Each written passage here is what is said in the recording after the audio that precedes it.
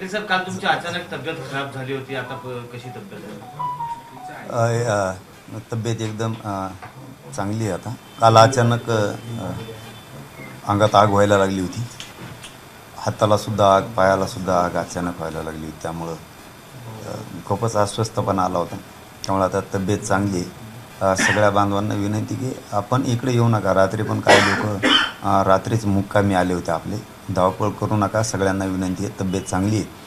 आपण सुट्टी झाल्यावर भेटणारच आहे सगळे, कारण आज रविवार आहे, मंगळवारी सुट्टी घेणार आहे मी. 12 वाजता अंतरवालीत जाणार आहे मंगळवारी. त्यामुळे इकडे येण्याची गडबड करू नका. कामधंदे बुडून कोणी, ही सगळ्यांना माझी मनापासून विनंती. कालची धावपळ मी बघितली सोशल मीडियावरती, आपल्या चॅनलच्या माध्यमातून. जे हे तब्येत अचानक बिघडलेलं आलं तर लोकांचे खूप हजारोने फोन सुरू झाले होते. काळजी करू नका, आता एकदम व्यवस्थित तब्येत आहे. काल झालेल्या बैठकीत ओबीसी नेत्यांसोबत सकारात्मक चर्चा झाली. तसेच मराठा समाजाला आरक्षण देताना ओबीसी समाजावर अन्याय होणार नाही, काही विषय सर्वपक्षीय बैठकीत मांडले जाणार, सर्वांना न्याय मिळावा हीच सरकारची भूमिका आहे, असं एकनाथ शिंदे म्हणाले. मुख्यमंत्री आता सरकारची काय भूमिका आहे, मुख्यमंत्री शिंदे साहेबांची काय भूमिका, यापेक्षा कायदा काय सांगतो हे अत्यंत आता महत्त्वाचं. कारण तुम्ही किती खोटे बोललात, किती मनधरणी करण्याचा प्रयत्न केला, तरी शेवटी कायद्याची बाजू वरचढ राहणार. त्यामुळे कायदा काय सांगतो हे सरकारला बघणं आता गरजेचं आहे, आणि खरं बोलणं खूप गरजेचं आहे. सडेतोड भूमिका सरकारनं, देवेंद्र फडणवीस साहेबांनी, शिंदे साहेबांनी, शंभूराज देसाई साहेबांनी, सामंत साहेबांनी घेतल्याशिवाय आता पर्याय नाही. कायदा काय म्हणतोय, मराठवाड्यातला मराठा समाज हा कुणबी, हैदराबाद गॅजेट सांगतंय त्या सरकारी नोंदी आहेत, त्याचं रेकॉर्ड तपासलं जात नाही. ते आधी तपासायला तातडीने तात्काळ सुरुवात करा, ही मुख्यमंत्र्याला आणि गृहमंत्र्यांना मी जाहीरपणानं सांगतोय तुम्हाला याच प्रेसच्या माध्यमातून. आज मी जे मुद्दे तुम्हाला सांगतोय हे अत्यंत सरकारसाठी महत्त्वाचे आहेत, माझ्या समाजासाठी महत्त्वाचे आहेत, माझ्या आंदोलनासाठी महत्त्वाचे. बाकीच्यांसाठी महत्त्वाचे आहेत का नाहीत, त्यांच्यासाठी हे मुद्दे काय, त्यांच्याशी आम्हाला नाही देणं घेणं. परंतु आजचं जे मी सांगतोय ही विनंती करून या प्रेसच्या माध्यमातून मुख्यमंत्री आणि गृहमंत्र्यांना विशेष करून सांगतोय की गावागावासह, तालुक्यासह या नोंदी आहेत हैदराबाद संस्थांच्या, आणि ह्या सरकारी नोंदी आहेत. या देशात आणि या राज्यात कोणाच्याही सरकारी नोंदी नाही आहेत, तरी त्यांना आरक्षण आहे. मराठ्यांना आरक्षण सरकारी नोंदी आहेत ते देणं या 13 तारखेच्या आत बंधनकारक, ही शब्द मी सरकारसाठी वापरतोय, तुम्हाला बंधनकारक आहे. तुम्ही जे खोटं आहे, जे बोगस आहे ते दिलं, आणि जे सत्य आहे ते दिलं नाही. त्यामुळं तुम्हाला माझे हात जोडून विनंती आहे, या प्रेसच्या माध्यमातून आपण खूपच स्पष्टपणानं सरकार म्हणून बोलणं आता गरजेचं आहे. सरकारी नोंदी मराठवाड्यातल्या मराठ्यांच्या ते घेणं गरजेचं आहे. सातारा संस्थांच्या ज्या नोंदी आहेत त्या सरकारी आहेत, त्याही घेणं गरजेचं आहे. पश्चिम महाराष्ट्रातल्या मराठ्यांना ते कामाला येते. ब्रिटिशकालीन बॉम्बे गॅजेट हेही घेणं सरकारला गरजेचं आहे, म्हणजे तिकडचा सगळा प्रदेश ह्या आरक्षणाच्या खाली येतो. ह्या सरकारी नोंदी आहेत, ह्या नाही ना करू शकत तुम्ही. कोणी आडवा आला तरी पण, कोणी आंदोलन केलं म्हणून सरकारी नोंदी जर तुम्ही थांबवणार असाल तर सरकारच अस्तित्वात आहे का नाही याचा विचार महाराष्ट्रासह देशातल्या जनतेला विचार करावा लागणार आहे. औंध संस्थान म्हणून होतं, तिथंही अंदाजे साल माझ्याकडून थोडंफार मागं पुढं होईल, पण 1800 ते काळात जवळपास तिथं सगळा सरदार जे येतं पूर्ण ते घराणे आणि त्यांचे आसपासचे सगळे संबंधी हे कुणबी होते. पण 1902 किंवा 1900च्या आसपास हे सगळे मराठा नंतर करण्यात आले, त्याचे पुरावे उपलब्ध झालेत. ते पुरावे तुम्ही घेत नाही आहेत. तुम्हाला याच्याही पलीकडचं सांगतो, एकट्या बीड जिल्ह्यामध्ये 20,000 नोंदी सापडल्यात. त्या 8 दिवसापासून ते 15 दिवसापासून कलेक्टराकडे सांगितलेलं आहे, तरीही विनाकारण त्याच्यावरती मार्गदर्शन मागितलं जातं आहे. उर्दू भाषेत बहुतेक जराअत नावानं त्या नोंदी आहेत, म्हणजे शेतकरी. अनेक 1-2 त्याच्यात शब्द येतं की जे संबंधित शेतीशी निगडीत आहेत, तेही तुम्ही घेत नाहीत. तुम्हाला हे घेणं आहे, तुम्ही टाळू नाही शकत. ते बी या 13 जुलैच्या आत घेणं गरजेचं आहे. पुढं समाज आणि आम्ही ऐकणार नाही आहेत ह्याची मात्र सरकारनं तातडीनं दखल घेणं गरजेचं. ही मुद्दा झाला एक. याच्याबरोबर मी दुसरा महत्त्वाचा सांगतो, नंतर तुम्हालाही प्रश्न विचारायला मी देतो, कारण हे महत्त्वाचे खूप मुद्दे आहेत. आता ही अत्यंत समाजासाठी गरजेचे. ज्यावेळेस मी गोदापट्ट्यात काम करत होतो त्यावेळेस मी लोकांना सांगायचो, आणि ज्यावेळेस गोदापट्ट्याच्या बाहेर निघालो त्यावेळेसही जिल्ह्यातल्या मराठ्यांना मी हे सांगितलं. ज्या वेळेस सभा सुरुवातीच्या झाल्या राज्यभरात आंदोलन आंतरवालीचं सुरू झाल्याच्या नंतर, त्याही वेळेस मी ह्या गोष्टी सांगितलेल्या आता सरकारला आणि समाजाला पण, की 83 क्रमांकाला मराठा आणि कुणबी एकच आहे, आणि ओबीसी यादीत 83 क्रमांकाला मराठा हा घेतलेला आहे. हे 67चा विषय मी वेळोवेळी पत्रकार परिषदेमध्ये सुद्धा सांगितलेला आहे, सरकारला सुद्धा सांगितलं. 1967ला ज्यावेळेस आरक्षण दिलं त्यावेळेस मराठा तिथं होता, आणि त्या 83 क्रमांकाला मराठा आणि कुणबी एकच हे सांगितलेलं आहे. त्याचाच आधार घेऊन 2004ला मराठा आणि कुणबी एकच हे कायदा पारित केलेला आहे. मग जर 1967चं दिलेलं आरक्षण अस्तित्वात आहे आत्तापर्यंत, तर त्याच्यात कुणबी म्हणून मराठ्यांची नोंद आहे. याचाच अर्थ मराठा आणि कुणबी एकच. आता याला जोडून जर सरकारचं म्हणणं असं असलं की कुणबी त्या 83 क्रमांकाला आहे, ज्या 1967ला 180 जाती घातल्या. मी पुन्हा जुनी आठवण समाजालाही करून देतोय आणि सरकारला सुद्धा करून देतोय. 180 जाती ज्या घातल्या त्यात कुणबी आहे. सरकारचं जर असं म्हणणं असेल कुणबी हा वेगळा आहे आणि मराठा हा वेगळा आहे म्हणून आम्हाला तुम्हाला देता येत नाही, तर माझा एक असा प्रश्न आहे की ज्या प्रमुख जाती घातल्यात त्यानंतर, आधी प्रमुख जाती घातल्या त्यानंतर ज्या जाती घातल्या म्हणजे 94ला, त्यावेळेस जवळपास 300-350 जाती झाल्या. हे मी प्रत्येक विचारायचो की ह्या जाती झाल्या कुठून, ह्या घेतल्या कशा. तर त्यांचं उत्तर असं होतं, गिरीश महाजन साहेबांचं मला उत्तर होतं सुरुवातीला ज्यावेळेस ते आंतरवालीला आले त्यावेळेस. त्यांना मी प्रश्न विचारला होता, मराठा आणि कुणबी एकच आहे, 83 क्रमांकाला जर मराठा जाती तर मराठ्यांना का घेतलं नाही. तर त्यांचं उत्तर असं होतं की मराठा वेगळा आहे आणि कुणबी वेगळा आहे,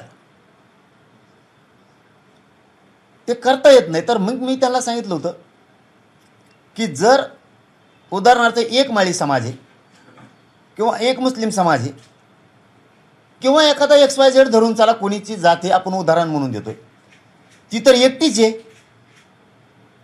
मग तुम्ही माळी असताना उदाहरणार्थ, तर मग तुम्ही बाकीच्या पोट जाती माळ्यांच्या कसं काय घेतल्या, बाकीच्या जाती कशा घेतल्या असं मी त्यांना विचारलं होतं. तर त्यांनी सांगितलं ती त्यांची उपजाती, ती त्यांची पोट जाती, असं त्यांचं उत्तर होतं. म्हणून त्यांच्या 8, 10, 11 असणाऱ्या जाती एका जातीवरच पोट जाती म्हणून घेतल्या. मधी शब्द आहे मराठ्यांच्या आणि कुणबीच्या तत्सम असा शब्द आहे.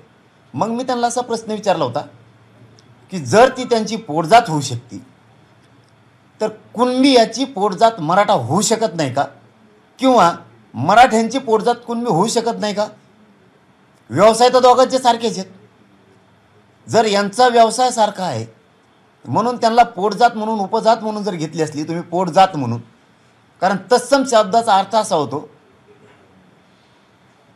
तसा, तोच नाही. मी इतकं फोडून सांगितलं होतं, त्यावरच्या रेकॉर्डिंगसुद्धा आता बाहेर आम्ही सुद्धा काढणार आहेत आणि चॅनलच्या बांधावाकडे सुद्धा येत्या. मी त्यांना सांगितलं होतं तत्समचा अर्थ तसा होतोय. उदाहरणार्थ मी आहे आणि माझ्यासारखा चेहरा समोरच्याचा पण आहे, तर तो तोच नाही होऊ शकत. माणसं म्हणू शकत नाही हा तोच आहे. लोक म्हणू शकतात हा तो तसाच आहे. तत्समचा अर्थ तसा होतो, तोच नाही होत. तर मग कुणबी मध्ये तत्समेन मराठा आहे तर त्याचा अर्थ होतो तसा. याचा अर्थ कुणबीसारखा तसा तो दिसतोय, म्हणजे कुणबी हा शेती करतोय तर तसाच हा मराठा दिसतोय. असंच म्हणून तुम्ही बाकीच्यांच्या सुद्धा घेतलेल्या आहेत. 180 जातीच्या पोट जाती घेतल्यात की त्या तशा दिसतात, तत्सम जात शब्दामध्ये म्हणून तशा दिसतात. मग त्यांच्या जर तशा दिसतात, उदाहरणार्थ माळी आहे, दुसरा फुलमाळी आहे, बेलमाळी आहे, अनेक त्यांच्यामध्ये प्रकार आहेत, तेली आहे, अनेक त्यांच्यामध्ये प्रकार आहेत भरपूर जातीचे. मग तो तसा दिसतोय म्हणून त्याची पोटजात घेतली. उदाहरणार्थ तो शेती करतोय म्हणून लांबून तो बी तसा दिसतोय शेती करणारा. तो बेल विकणारा दिसतोय तर तो फुल विकणारा दिसतोय, म्हणजे तसा तो दिसतोय, तसा तसा मराठाही दिसतोय ना. मग म्हणजे त्यांच्याकडे शेती आहे कुणबीकडं मराठवाड्यातल्या, आणि आमच्याकडे काय समुद्र आहे का, आम्ही काय वाटी आणतो की इकडं. मग ते गप बसले. आणि त्यांचा मग शब्द होता असं करायचं असेल आधार लागतो, नोंदी लागतील आणि मग कायदा पारित करावा लागणार.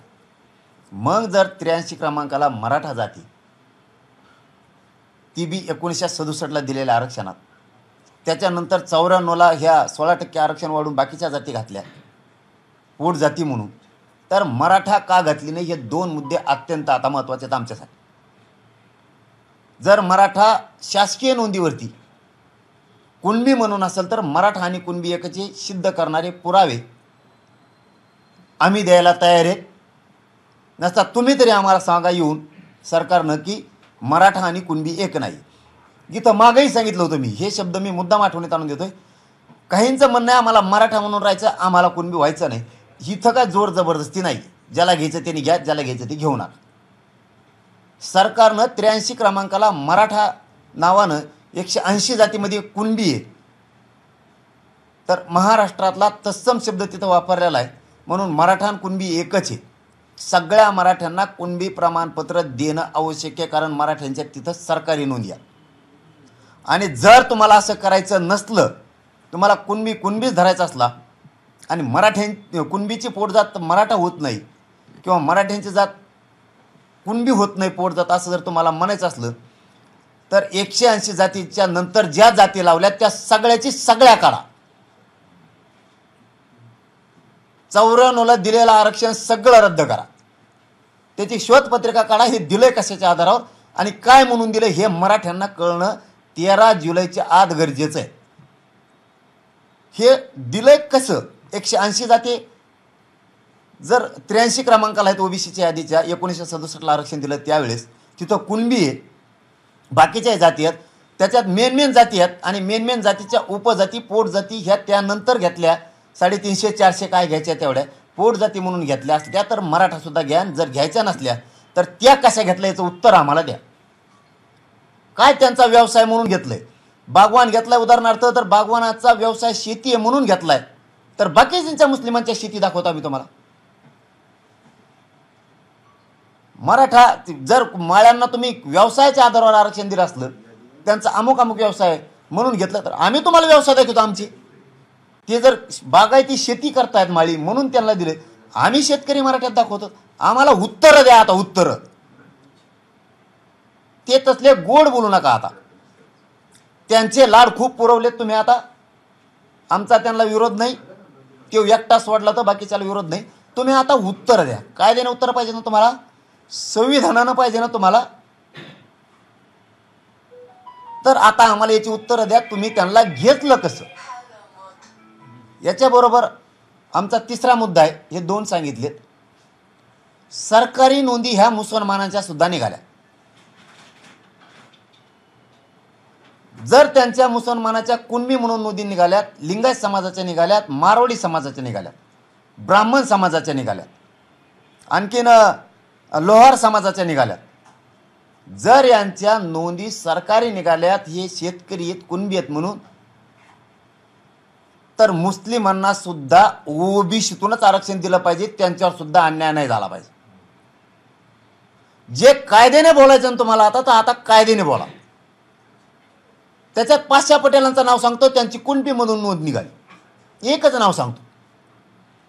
जर मुस्लिमांची कुणबी सरकारी नोंद म्हणून निघाली असली तर सगळ्या मुस्लिमांना या राज्यातल्या तुम्ही कुणबी म्हणून ओबीसीत आरक्षण दिलं पाहिजे. तुम्ही कसे देत नाही तेच बघतो मी आता. तुम्हाला कायद्याने चालायचं आहे ना. जर बाकीच्यांच्या नोंदी निघायला लागल्यात आणि यांना दिलं ना 67च्या नंतर, यांची एकाची नोंद नाही उकडच, तुम्ही यांना कशाच्या आधारावरचं 16% आरक्षण दिलं? आमच्या पाठीत खंजीर खुपसून आमचं वाटोळं करून तुम्ही दिलं कसं? परत हेच म्हणतात आमच्या आरक्षणाला धक्का लावता. ही भूमिका आम्हाला पसंत नाही. इतके दिवस आम्ही भाऊ म्हणून वागलो, तुम्ही प्रत्येक वेळेस आमच्या ताटात औषधच घालायचं काम केलं, प्रत्येक वेळेस. तरी आम्ही सोडूनच देत राहिलो. तुम्ही कशाचा आधार नसताना आरक्षण घेतलं? आम्हाला आधार आहे ना, सरकारी नोंदीचा, कायद्याचा आधार आहे. मुस्लिमांना आहे, मारवाड्याला आहे, ब्राह्मणांना आहे. ज्याला घ्यायचे मी नाव घेतो याच्यातले ते घेते, नाही तर नका घेणार. पण त्यांच्या कुणबी म्हणून निघाल्यात, त्यांना देणं आवश्यक आहे. तुम्ही कशा देत नाहीत? लोहार समाजाचे निघाल्यात, काही कुंभार समाजाचे निघाल्यात.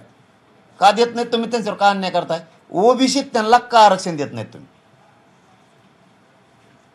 काय कारण आहे तुमचं न देण्याचं? यांना सुद्धा आता मिळाला पाहिजे. त्यांच्यावर बी अन्याय होता का आम्हाला? आता हे संगत लफडं सगळं सुरू. आता बेकायदेशीर बोगस आरक्षण दिलं कोणालाच नोंदी नसताना, ते तुम्ही कायदेशीर मानायला लागलात. नाही तर पुरंच रद्द करून टाका, घटनेनं दिलेलं सोडून. ओरिजिनल महामानव डॉक्टर बाबासाहेब आंबेडकरांनी दिलेलं आहे, त्याच्यानंतर दिलेलं जे आरक्षण आहे कायद्यानं आम्हाला एकट्याला बाजूला सारून 16% कशाचा आधार न घेता दिलेलं, पोटजाती उपजाती म्हणून दिलं. आणि मराठ्यांचं कुणबीचं असून सुद्धा आत्ता आम्ही विदर्भातले खानदेशचे कुणबी एक आहेत. आत्ता तुम्हाला विधानसभेला दिसतो ना, माहीत का नाही? कारण कुणबी मराठी एकच आहेत. तुम्हाला पुढचा बी काच का सांगतो. मग आम्हाला का कुणबी मराठी एक म्हणून देऊ, पोटजात म्हणून देऊ शकत नाही तुम्ही? बाकीच्याला जसं दिले आम्हाला. आता निकषच सांगा, यांना आरक्षण देण्याचे निकष काय? नसता ते वरचं 16% सगळं उडून टाका. नसता आम्हाला याच्या विरोधात रस्त्यावर उतरावं लागणार आहे. 3 मुद्दे सांगितले तुम्हाला, आता चौथा सांगतो. सगळे सोयऱ्यांची अंमलबजावणी आमच्या व्याख्याप्रमाणे देता येत असली तर द्या, कारण त्या सगळ्या सोयऱ्याच्या अंमलबजावणीच्या गुलालाचा वाशीतला अपमान होऊ देऊ नका. जर सगळ्या सोयऱ्याच्या अंमलबजावणीची आमच्याप्रमाणे व्याख्या नाही केली तर वाशीतल्या गुलालाचा अपमान करू नका. विधानसभेला तुमच्यावर गुलाल रुसल, लक्षात ठेवा. हे त्यांचा दबावात येऊन तुम्ही सांगितलं होतं आमची व्याख्या घेतो आणि अबकडं सुद्धा करतो. ही व्याख्या बनवताना बच्चूभाऊ कडू सुद्धा होते,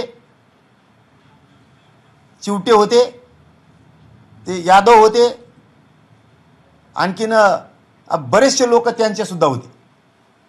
सचिव त्या बनवताना तिथं सचिव सुद्धा होते आम्ही सांगताना. आता याच्या पुढचं सांगतो. काही लोक म्हणतात आमचे 2-3 जण आहेत, बहुतेक तिकडून झाले असतील बहुतेक असं वाटतंय. मी शंका घेत नाही, पण वाटतंय जरांगेंची मागणीत काहीतरी घोळ दिसतोय. गोळाच टायमाला तू नव्हता का तिथं? तर याचं उत्तर आहे होता. वाशीत गेलो त्यावेळेस सरकारनं आपल्याशी बोलणी सुरू केली. त्यावेळेस व्यासपीठावर त्यांनी सांगितलं की राज्यपालांकडे जायला किंवा सरकारची कॅबिनेट घ्यायला काही सचिव यायला वेळ लागणार आहे, आम्हाला 1-2 घंट्याचा वेळ द्या, तुम्ही मुंबईकडे कूच करू नका. आणि त्यांनी कागद आणला होता, तो राजपत्र पण आणलं होतं, पण त्याच्यावर सह्या नव्हत्या. मी त्याच्यावरच्या सह्या वाचल्या, कोणाकोणाच्या नाही आहेत हे घ्या. त्यांनी सांगितलं आम्ही राजपत्र काढतो. पुन्हा अगोदर ते मसुदा घेऊन आले होते फक्त. मग मी सांगितलं, तिथं जाहीर केलं समाजासमोर की कुणीही मुंबईत जायचं नाही, आपला आजचा मुक्काम हा वाशीतच आहे. जर उद्या सकाळपर्यंत यांनी दिलं नाही तर आपण मुंबईकडे कूच करणार आहे. तिथूनच मी आवाहन केलं होतं राज्यातले जेवढे अभ्यासक आहेत त्यांनी तातडीनं मुंबईत यावं, जेवढे वकील आहेत त्यांनी ताबडतोब यावं. मला तुमच्याशी चर्चा करून पुढची डिसिजन घ्यायची. सगळ्या सोयऱ्याची अंमलबजावणी कशी असली पाहिजे, ते कायद्यात ठिकाण का, त्याची व्याख्या कशी असली पाहिजे हे मी विचारलं होतं. ज्यांना शक्य आहे ते अभ्यासक आले होते, मी बैठक घेतली त्यांची वाशीला. मी जाणून बुजून मुद्दाम समाजाला सांगायला, मी एकट्यानं कुठला निर्णय घेतलेला नाही. त्यावेळेस तुम्हाला मान्य होती. आणि इकडे उगं कुठेतरी एखादे मोबाईल हातात धरायचा आणि काहीतरी बोलत बसायचं आणि संभ्रम निर्माण करायचा. तिथं मुंबईचे हायकोर्टातले वकील होते, वेळेवर नावही सगळ्याला माहिती आहेत, समन्वयक सुद्धा लय मोठे. मी 4-4 बैठका घेतल्या तिथं. आणि नंतर बाहेर येऊन निर्णय घेतला की असं असं ठरलंय. समाजाला विचारलं करायचं का, आणि तितक्या रात्री समाज म्हणला हो. म्हणलं टिकवायची जबाबदारी त्यांची आहे, आपली व्याख्या ते घेणार आहेत, अबकडं करू. कारण मी लगेच म्हणत होतो आत्ताच घे, हेही सांगतो. हे सगळ्याला माहिती आहे. हे दीपक केसरकर साहेबाला माहिती आहे, सुमंत भांगेंना माहिती आहे, त्याच्यानंतर मंगलप्रभात लोढांना माहिती आहे, तिथं असणाऱ्या काही मुंबईतल्या वकिलांना माहिती आहे. काही अभ्यासकांना सुद्धा माहिती आहे तिथं असणाऱ्या, आणि माझ्या आजूबाजूला आता नसणाऱ्या नाही बरेच जणांना की ह्या गोष्टी माहिती आहेत. कारण शेवटी नरड्याला लागल्यावर कोणत्याही जातीचा असो कोणत्याही समाज असो तो इमानदारीनं खरंच बोलणार.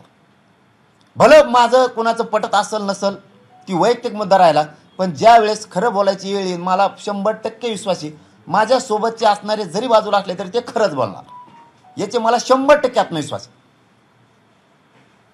कारण हे सगळ्यांना बोलून ठरलेलं आहे. आणि इतक्या रात्री म्हणलं आत्ताच करते, तर म्हणलं इतक्या रात्री आता शक्य नाही आहे. साहेबांकडे जाऊन पुन्हा राजपत्र ही करणं. विश्वास ठेवा, आम्ही तुमचीही व्याख्या घेतो आणि बार तिथं सुद्धा 4-5 वेळेस लिहून दिलेलं आहे, तिथं टायपिंग करताना दिलेलं आहे, त्याचं लिहून पण तसं घेतलेलं आहे, परत घेतोत म्हणून व्याख्या. ते पत्र अभिजित पाटलांकडे वकील म्हणून आम्ही अलीकडच्या खोलीत बसलो तेव्हा तिथं लई गडी झाली म्हणून ते घेऊन येतो म्हणले टायपिंग करून. हे सगळे पत्र आहेत, नावं सांगतोय मी की व्याख्याही घेतोत आम्ही, तुम्ही काळजी करू नका. आणि तुम्ही जर आमच्याप्रमाणे व्याख्या घेणार नसाल तर तुम्ही त्यांच्या दबावापोटी आमच्या मराठ्यांच्या लेकरांना करोडोंना औषध पाजायला निघाला. त्याच्यापेक्षा ते देऊन त्या गुलालाचा अपमान करू नका. ते टिकलंही पाहिजे, कोणाचा दबाव आला म्हणून तुम्ही गेम करता. कारण तुम्हाला 5वा मुद्दा सांगतोय आमच्या पक्का ध्यानात आलाय आता, आणि तशी कुणकुण सुद्धा आहे की तुम्ही सगळ्या सोयऱ्याची अंमलबजावणी करणार आहेत. तुम्ही समोरच्याला सांगितलंय सुद्धा आम्ही अंमलबजावणी करणार आहेत. निवडणूक होऊस तर राहून द्या, ती उडली तो उडली. सरकार मनोज जरांगे म्हणते त्याला,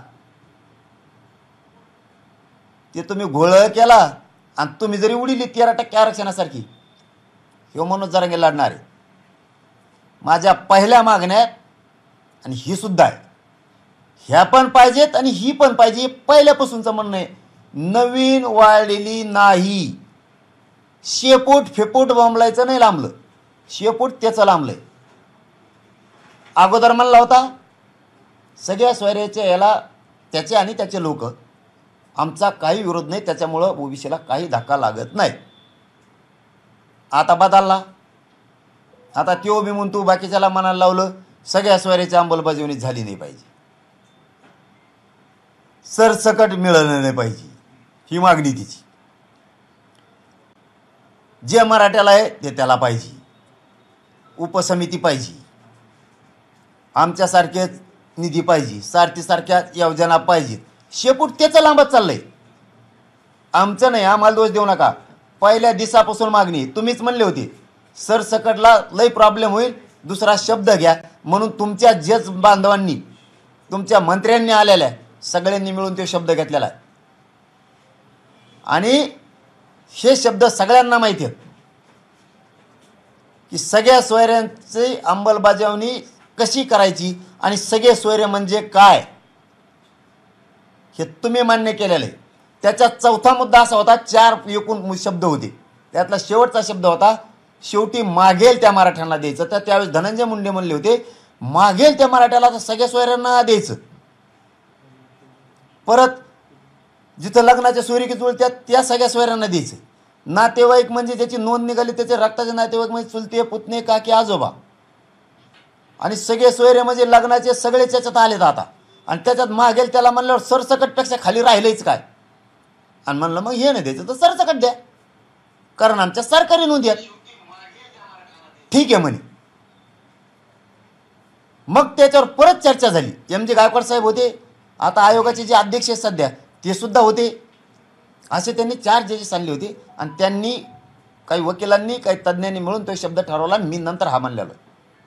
दोघं तिघं तुम्ही कशाला दोष देता रे मला, इतकं प्रामाणिक लढतोय मी म्हणून.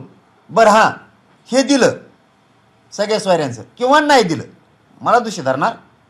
मग आता हे 10% दिलं, हे कोर्टात उडणार आहे. आता बिहारचं उडालंय, कुणाला दोषी धरणार तुम्ही. 13% उडलं, कुणाला दोषी धरणार तुम्ही. असं काम करणाऱ्या लेकरांना दोषी धरायचं बंद करा. उलट सरकारला दोषी धरलं पाहिजे. जर तुम्ही ती समाजानं मागणी केलेली सगळ्या सोयऱ्याची जरांगे पाटलांनी लावून धरलंय, अजिबात आमच्या समाजाची फसवणूक केली पाहिजे, धावून बोललं पाहिजे तुम्ही सरकारवर. याला म्हणतात पाठीराखे मराठ्यांची. लगेच घोळ दिसतू टिकन का नाही काय बा. मग तू काय करतो आत्ता बा तेव्हा कटला खराटे मारी झोपला घरी घोरत. परत बोलल्यावर राग येते कारण मी तळमळीला लढतो बेगडी नाही आहे म्हणून मला राग येतोय. बरं असं का म्हणत नाही तुम्ही. आणि फसिलं तर फसिलं 40 वर्ष 70 वर्ष या लोकांनी आपलं वाटोळं केलं. फसिलं तर फसिलं याच्या छाताडावर बसून घेऊ पुन्हा लढू.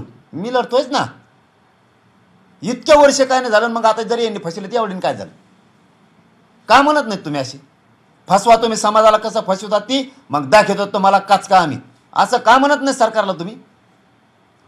इकडं माझ्याकडे सुई दाखवायची मी कसा बदनाम म्हणून बघायचं मला बाजू सारायचं. आपल्या लोकांनी पण त्यांचं ठीक आहे हो त्यांना करू द्या काय करायचं तुम्ही समर्थ आहे त्यांना. तुम्हाला व्याख्या द्यायचं सांगितल्यात मी त्या टायमाला ज्याला ज्याला हरकती मागितल्यात त्यांनी व्याख्या द्या. ते आपल्या व्याख्या कशा घेत नाहीत बघू ते कामं करा. ते असा दोष नाही देत बघा त्यांच्या कार्यकर्त्याला त्यांच्या नेत्याला म्हणून ते टिकले. आपले लगेच सांदच बघत येत कोणची कुठं काय आहे ती. जरी सगळे स्वैर्यांचे मी घेतलं जरी हो म्हणलो सगळ्याला विचारून म्हणलो आणि जरी नसल विचारलं तरी पुढचंही सांगतो. तरी मी काय वाईट करतो. तरी माझ्या त्या मागण्या आहेतच ना. हैदराबाद गॅजेटच्या पहिल्यापासून सातारा संस्थांच्या कुठं बदललो मी. बॉम्बे गव्हर्नमेंट सगळे सोयरेसुद्धा 83 क्रमांकावर मराठा कुणबी एकच आहे तरी हमेशा नाव काढतो. तो कायदा पारित करा म्हणतो. 5वे विषय सांगतो परत की 2004चा कायदा लागू करा म्हणतोय. कुठं बंद केलंय का मी. तरी माझे ते चालूच आहेत आहे तेच मुद्दे आणि ते मी सोडत नाही. माझं फक्त सरकारला एवढंच म्हणणे वाशीतल्या गुलालाचा अपमान होऊ देऊ नका. त्या जर गुलालाचा अपमान झाला रे बाबा तुमच्यावरचा गुलाल रुसला म्हणून समजा. आणि मला मी सांगितलेल्या ह्या गोष्टी 13 तारखेच्या आत पाहिजेत. तुम्हाला चर्चा करायची असेल तर तुम्ही चर्चा करा. हे सगळ्या कायदेशीर बाजू आहेत. मराठ्यांचा व्यवसाय शेती आहे. कुणबी विदर्भातला खानदेशातला सगळा मराठा आणि महाराष्ट्रातला मराठा हा सगळा एक आहे. आमच्या रोटीबिटी व्यवहार होतेत. लग्न एकमेकांशी होतेत. आमच्या काय आंतरजातीय विवाह नाही आहेत. आम्ही गणगोतातले सगळे सोयरे आहेत एकमेकाचे. आमचं काय आंतरजातीय विवाह नाही तो. त्याच्यामुळं मराठा आणि कुणबी एकच आहे. 2000चा कायदा दुरुस्त करा नाही तर 83 क्रमांकाला कुणबी आहे. कुणबी ही मराठ्यांची पोटजात म्हणून किंवा मराठ्यांची कुणबी पोटजात म्हणून सरसकट सगळ्यांना कायदेशीर हे सरकारी नोंदी द्या. रस्त्यावर उतरू देऊ नका आम्हाला कायदा सुव्यवस्था बिघडायची नाही. आमचं आंदोलन कायमस्वरूपी शांततेत राहणार आहे. फक्त आम्हाला डवचू नका. तुम्हाला मेळ दिसत असेल लय मोठा म्हणून तुम्हाला वाटत असेल आपण नेरेटिव्ह भरून काढू कधीच भरणार नाही. त्याची काळजी करू नका. आम्ही एकटेच 50-55% फक्त आम्हाला धोका देऊ नका.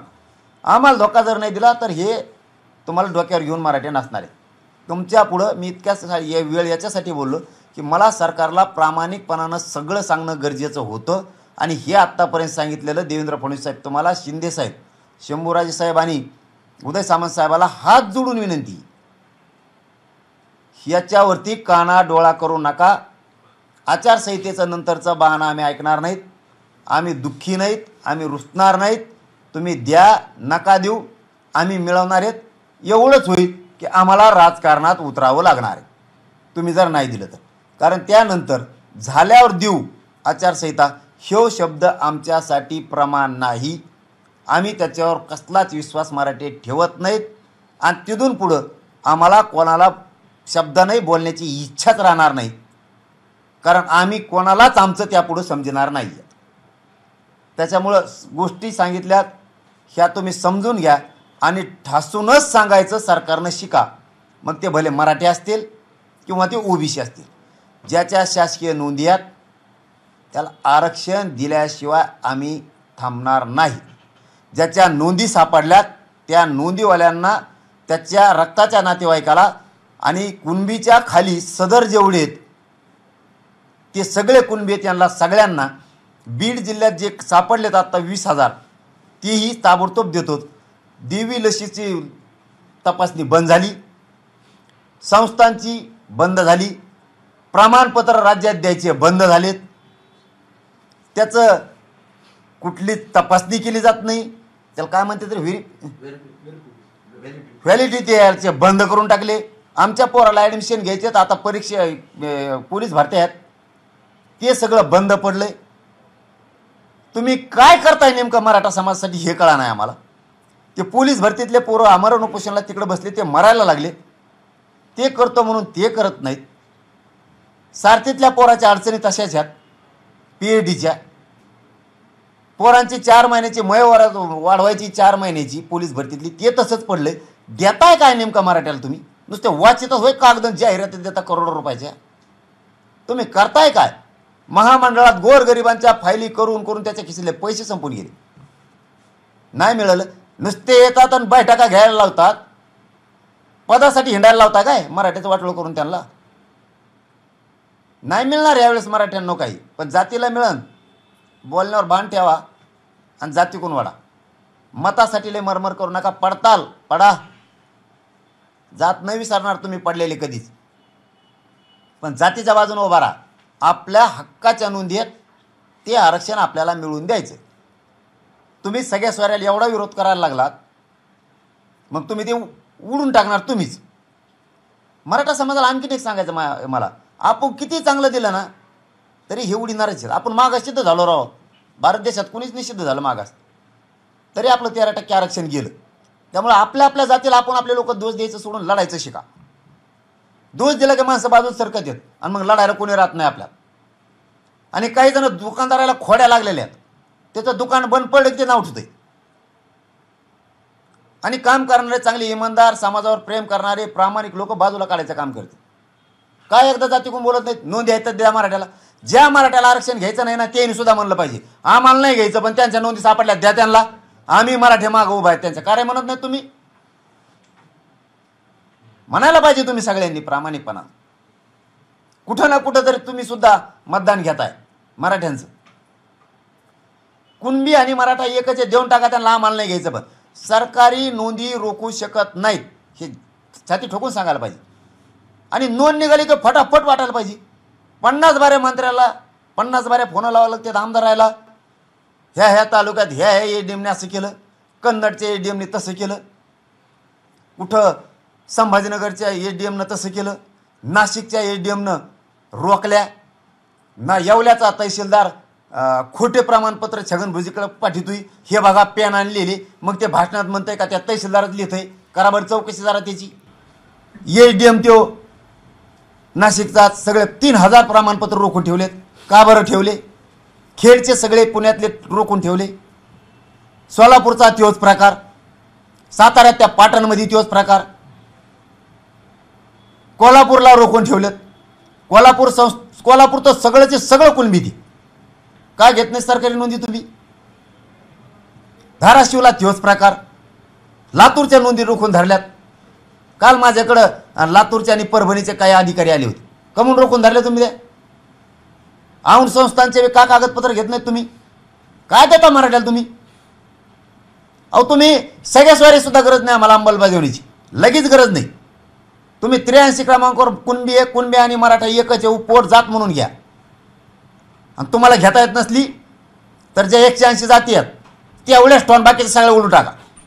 पोट जात म्हणून एक बी ठेवू नका. तत्सम जाती जेवढ्या घेतल्या त्या पुऱ्या काढा.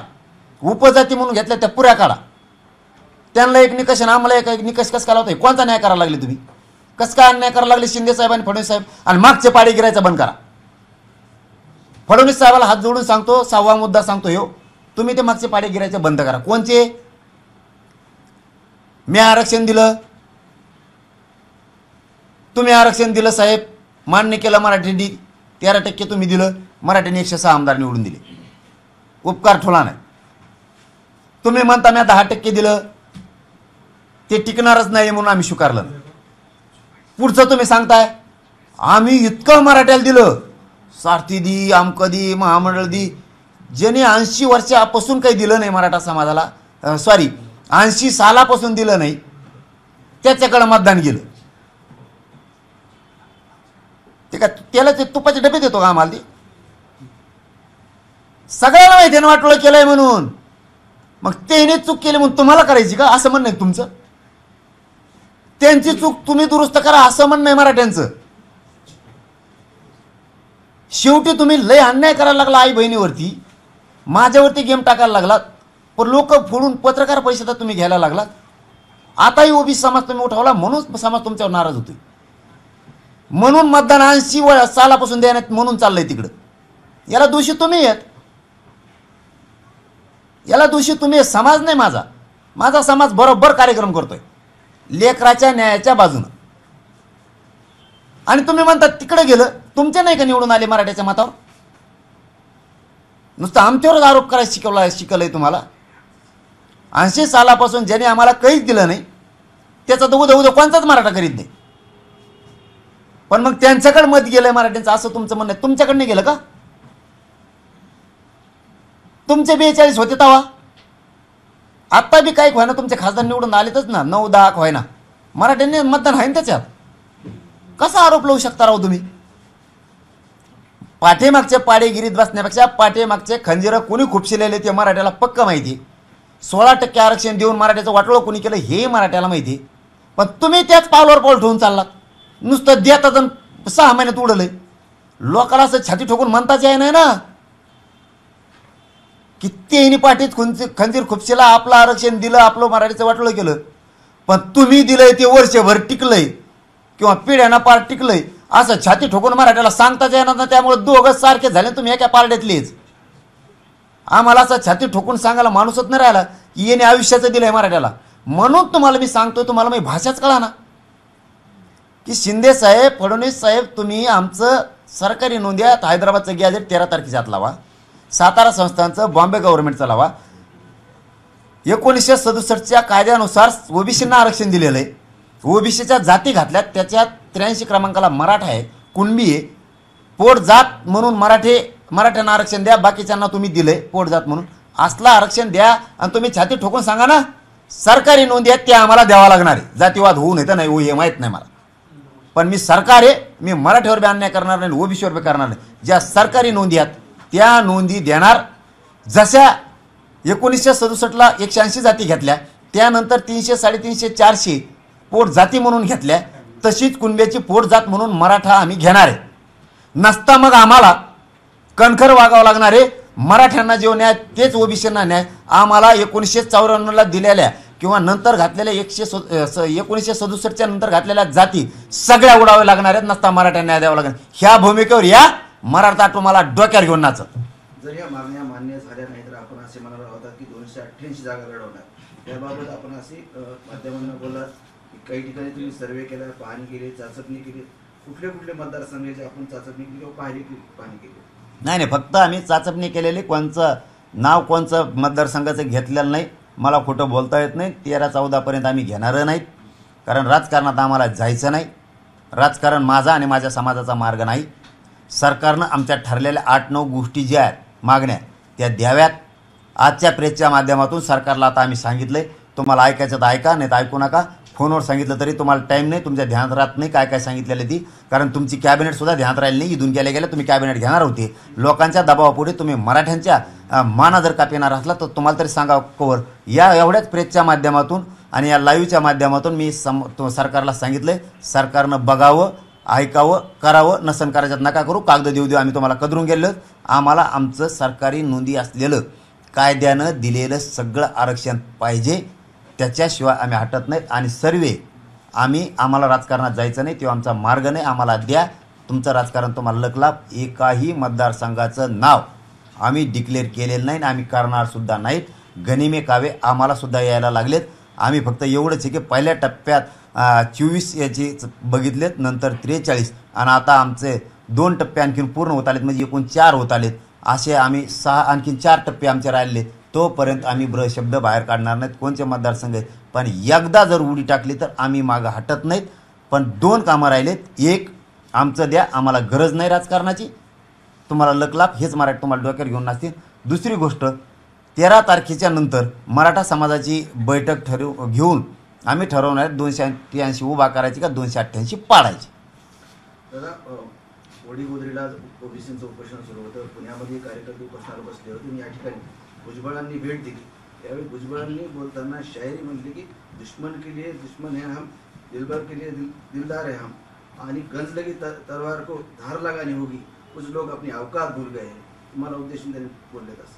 त्याला काय माहिती माय ऐकवा तरी त्याला आता कळायला असं पण नसं ध्यानात राहिलं त्याचे. दिलबर केली दिलदार आहे दुश्मन केली आणि कोणत्या दिलबाराच्यासाठी राहिला? ज्यांनी तुला कणगुळीला धरून मोठं केलं त्याला अटक केलं तो. कोणाला दिलबर राहिला? तू हिंदी शिकवते दिलबार आहे काय? दिलबार आहे रे तू? सगळा गडबड करायचे ना तू. इथून तू गोंधळे आहे. हां माळा आणि ते लटकायला पाहिजे तो गळ्यात आणि ते द्यायला पाहिजे बुका लावून तुला असं घा सोडून ती असा खांद्यावर तो आहे. सगळा गरबाड्याचे आणि सगळ्या दुनियाचं जे तुला मोठं केलं त्याला त्यांना घातलं. त्यांना देशात हिंदू हृदय सम्राट पदवी दिलेली. मला राजकारणात नाही की देणं घेणं, पण मोठं करणाराचा उपकार ठेवला नाही तो. आणि ज्याने तुझ्यासाठी हे 16% आरक्षण दिलं, हे कुठाने केले, आमचं वाटोळं केलं, त्यांचा अपक्ष मोडून तो आता इकडं आला. त्याला इकडं येऊन त्या भाजपच्याच मागं लागला. देवेंद्र फडणवीसच्याच सांगायला लागला. आमकंच बदलणारे 400 पारच झालं म्हणायला लागला. घरात झोपून फोनच काय लावले, भाजपाचे शीटच काय पाळली. तू कोणचा धाडाचा आहे? दिलबारे आहे काय? दिलबारे आहे रे तू? गोंधळ्या सगळ्या दुनियाचा. इथं लावली सगळी काडी. इथं सगळं ओबीसीचं आमचं चांगलं होतं, इथं टॅम्बादीला टाकून गेला निघून. तू काय माणूस आहे का? अरे काय बोलावं तुला? अरे एवढ्या मोठ्या गुन्ह्या गोविंदाने नांदणाऱ्या जाती एकमेकाच्या विरोधात घालायला लागला. पळलेले 4-5 जण घेऊन हिंडायला लागला इकडून तिकडून. आणि ते दाखवायला लागला सरकारला आणि देवेंद्र फडणवीस साहेबाला. बोलताना देवेंद्र फडणवीस साहेब त्याला अंगारा लावता येतं जणून. ते डोळ्यात डोळे बघितल्यावर त्याला काय कोण करता येतं जणून. ते काय म्हणते ती चटकी का चुटकी काहीतरी असते ती तसा आहे जणून त्यो. करणी ते लागन तुम्हाला बुक्का त्याचा ना काय को ते 4-2 संघ घेऊन हिंडत तुम्हाला वाटत निघते शीट सगळे पाडीन रापा पुरी ते आलं एक दिलबारे आहे ते. काय म्हणलं ना आता दिलबारे को दिलबारे काय तर दिलबारे रे तू गोंधळे. सगळं टंपळ वाजून टाकलं. इथं धनगर बांधव इतके इमानदार लोक आहेत. म्हणजे मी स्तुती करत नाही, मी बोलायचं म्हणून बोलत नसतो. हे शब्द मी आज वापरतोय. आज तुम्ही टीका करता ह्या शब्दावर धनगर बांधवांची नेते, पण मी तुमच्यावर एकावर टीका केलेली नाही. हेच तुम्ही धनगर बांधवांचे नेते काही दिवसांनी म्हणता जरांगे पाटील म्हणत होतं तेच खरं होतं. म्हणणार आहे तुम्हाला माझ्या शब्दाची आठवण येणार आहे. हां मी कोणते पडळकर भाऊ असतील किंवा ते शेंडके भाऊ असतील किंवा तायवडे भाऊ असतील, मी कधी दुखवलेलं नाही या लोकांना. आणि गावखेड्यातल्या ओबीसींना सुद्धा नाही, एकाला बी नाही, आणि धनगर बांधवाला सुद्धा नाही, आणि दुखवणार बी नाही कधी. कारण हे लोक फक्त त्याला मराठ्यांच्या विरोधात घालायचे. काय मिळणार आहे तुम्हाला? मराठा संघ खोटे भांडणं करू काय मिळणार? तुम्ही NTV याले शहाणा नाही राहो. हे याच्या स्वार्थापुढे तुम्हाला सगळ्याला एक करीन की शिमा घेईन 2-3. आता 1-2-4-2 जणांना सांगा आमदार करीन काय करीन. अरे यांनी पहिल्याच ओबीसीच्या नेत्याचं चांगलं केलं नाही तर आता नवीनाचं कवा चांगलं करायची? अरे हे लय कलाकार हे पोट्ट आहे. येवल्यात बसून ग गोंधळ्या काय दिलवाऱ्या काय तर म्हणलाय ते लई अडपटे राव. मग ऐका तुम्हाला पश्चाताप येईन. काही ना दिलं विन जुन्या नेत्यांचा बघा ना दिलं काही नाही मिळून दिलं तिने. एकाला बी आत्ता काहीच केलं नाही तिने आत्ता बी. आणि मला काय नाव होता हे सीट पाडं ते पाडं सगळेच पडलेत. बरं निवडून मी आणलेत मराठीने असं बी नाही. ओबीसी सुद्धा निवडून आणलेत. किती नावं दाखायची आहेत? विधानसभेत सुद्धा आणलेत. उगाच काहीतरी त्याचा ऐकून गोंधळ घालून कन्फ्युजन करू नका. आमच्या सरकारी नोंद्या ते आम्हाला द्यावा लागणार आहेत आणि आम्ही त्या घेणार आहेत. कशाला उगाच फुकट? त्याला काय करायचं आहे जाहीर सांगून टाकतो. चला जाऊ द्या आता. पटलं तर पटा, नसलं पटत नका पटू देऊ. तुम्ही एक दिवस म्हणणार जरांगे पाटील मत होते ते खरंच होतं, पण विश्वास ठेवला होता आम्ही त्याच्यावर. तो एक तर तुमची STची आरक्षणाची मागणी करत नाही. इथं तुम्हाला धोका आहे क्लिअर सांगतो. कारण त्याला तुम्ही पाहिजेत आणि आदिवासी पण पाहिजे असा त्याचा डबल गेम. त्याला राजकारण एकदा साधून घ्यायचं आणि राजकीय प्रवाहात यायचं. त्याला काही घेणं देणं नाही मग कोणाचं. एक दुसरी बाजू गोरगरीब मराठी आणि गोरगरीब धनगराच्या बांधावर भांडणं घालवून ह्यो फुकट केसेस करीत तिकडे बसून राहते हे सगळे. आणि आपले लोक हेलपटे घालू बेजार होते. तिसरी गोष्ट ह्या आंदोलनात कोण आहेत तर धनगर बांधवांना. काही धनगर बांधवांना पटत नाही आहे की आपण NTचं आरक्षण मागावं आणि मराठ्यांच्या जर नोंदी असत्या तर मराठ्याला आरक्षण दिलं पाहिजे, आपण आडवं नाही पडलं पाहिजे हे धनगर बांधवांना वाटतं. कारण धनगर बांधव इमानदारसुद्धा तितकाचे. म्हणून मी धनगर बांधवाला कडाळून विरोध करत नाही हे माझं समजून घ्या तुम्ही. म्हणून करत नाही. ते तिसरं काम हे करायला लागलाय की या आंदोलनात धनगर बांधव या प्रामाणिकपणामुळं त्याला तळतळ बी एकीकडून आंदोलनाची पण, आणि दुसरीकडून ही तळतळे की मराठ्यांच्या गोरगरीबावर तरी का अन्याय असं ओबीसी बांधवांना वाटतं. हे केसी करीन गोरगरीब धनगर बांधव, गोरगरीब ओबीसी बांधव, गोरगरीब मराठा बांधव याच्यात च्या करणार ही मजा बघणार. या आंदोलनात धनगर बांधव प्रामाणिक मुद्द्यावरती आहे सध्या. काही नेते सुद्धा आहेत ते नाविलाजाने जात आहेत, हेही मी मान्य करतो. काही धनगर बांधव नेत्यांना सुद्धा वाटतंय की हे मोगम याचा राजकारणी माणूस येऊ छगन भुजबळ हे डाव साधून घेणार आहे. पण काही लोक दुसऱ्याच जातीचे याच्यात इन्व्हॉल्व्ह व्हायला लागलेत. त्यांना काही गोष्टी लागल्यात, त्यामुळं त्यांना तिकडून येऊन इकडं वाद करायचा आहे आणि निघून जायचं आणि धनगर बांधवात आणि मराठ्यात लावून द्यायचं.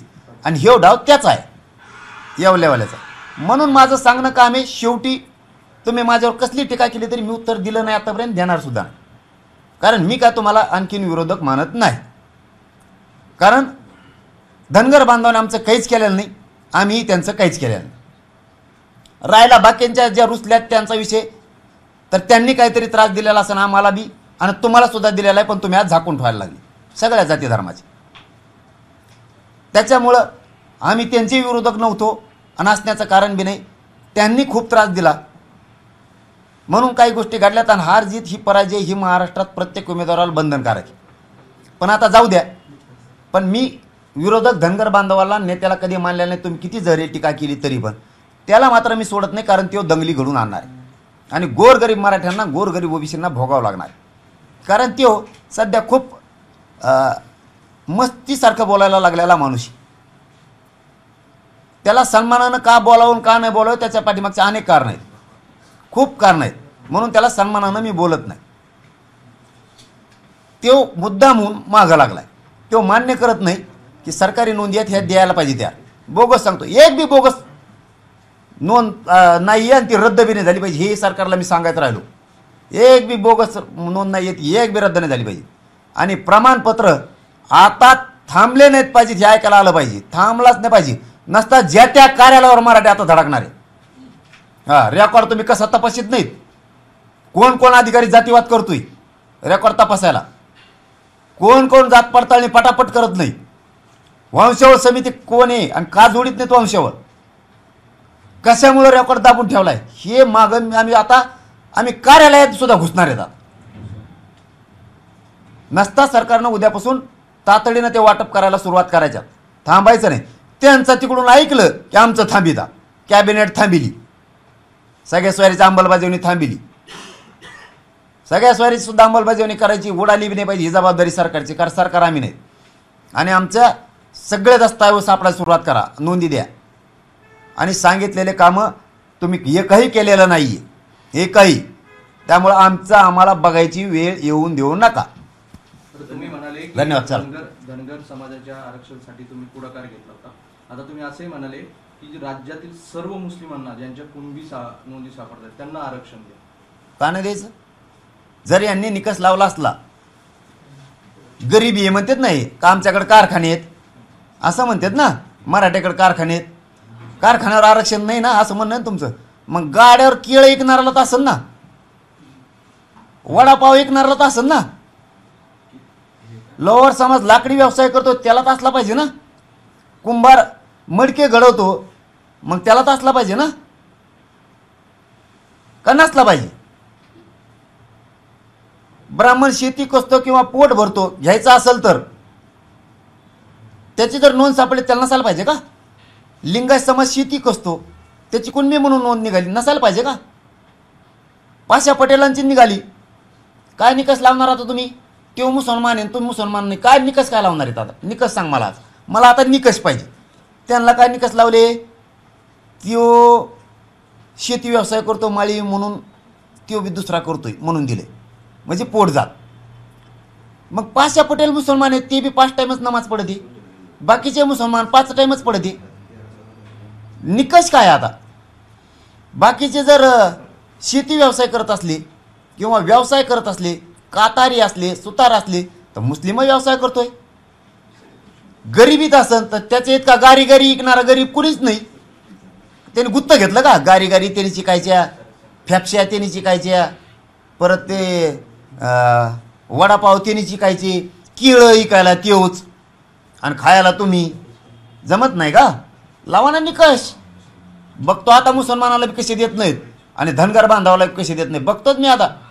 आता सुरुवातच वेगळी लढाई झाली. आता तुम्ही नसताना मला वळणावर उतरले, खोटं बोलून तुम्ही वळणावर उतरायला लागले मला. मुस्लिमांना सुद्धा ओबीसीत आरक्षण द्या कारण त्यांच्या नोंदी निघाल्यात. कशामुळे ते एवढा मोठा समुदायावर अन्याय करता तुम्ही? कशामुळे दलित बांधवांचे प्रश्न सोडत नाहीत तुम्ही?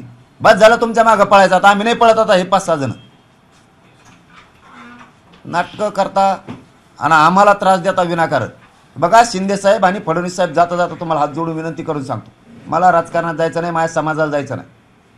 ज्या मी आता प्रेसच्या माध्यमातून बघितलं, तुम्हाला इतका वेळ बघायला नसेल, मी जाऊन मुद्दाम इतका वेळ सांगितलं. तुमच्या PAला बघायला सांगा, OEDला बघायला सांगा, तुमच्या अधिकाऱ्यांना बघायला सांगा ना. कोणालाच नसेल बघायचं तर नका बघू. मी 13 तारखेपर्यंत वाट बघत. सांगितलेले आमच्या शासकीय नोंदीप्रमाणे, सरकारी नोंदीप्रमाणे, कायद्याप्रमाणे आमचं सगळं आरक्षण आम्हाला द्या आणि ते तुम्हाला द्यावं लागणार आहे. आणि तुम्ही ठासून सांगावं की 200 वर्षापासून मराठा समाज आरक्षणात आहे. तुम्ही आत्ता 90ला आरक्षणात आलात, 1990ला. ते 1884 पासून आहेत. यांच्या नोंदी घेऊन यांना आरक्षण द्यावं लागल. सातारा गव्हर्नमेंटचं द्यायला, संस्थांचं घ्यायला लागल. ब्रिटिशकालीन बॉम्बे गव्हर्नमेंटचं गॅजेट घ्यावं लागणार आहे. आणि 83 क्रमांकाला 1967ला जे आरक्षण दिलेलं आहे कुणबी म्हणून, मराठा ही कुणबीची पोट जात म्हणून आम्हाला घ्यावं लागणार आहे. पर्याय नाही. सरकार म्हणून आम्ही खरं बोलतोय आणि खरं करतोय. तुम्हाला सरकारी डावलता येणार नाही. आणि जर आम्ही त्यांच्या सरकारी नोंदी मराठ्यांच्या डावलल्या तर तुम्हाला कसलाच आधार नसताना 90ला दिलेलं आहे. मग आम्हाला तेही रद्द करावं लागेल. त्याची श्वेतपत्रिका, व्हाईट पेपर आम्हाला काढावं लागणार आहे. जसा तुम्ही याचा आमचा मागता तसं तुम्हाला आता दोरीत सरकारला वागावं लागणार आहे. कणखर आणि स्पष्ट निर्णय घ्यावा लागणार आहे. त्याशिवाय पर्याय नाही. तुम्ही जर स्पष्ट निर्णय घेतले, महाराष्ट्रातला जातीवाद बंद होऊन जाईल एका दिवसात. धन्यवाद. ABP माझा, उघडा डोळे बघा नीट.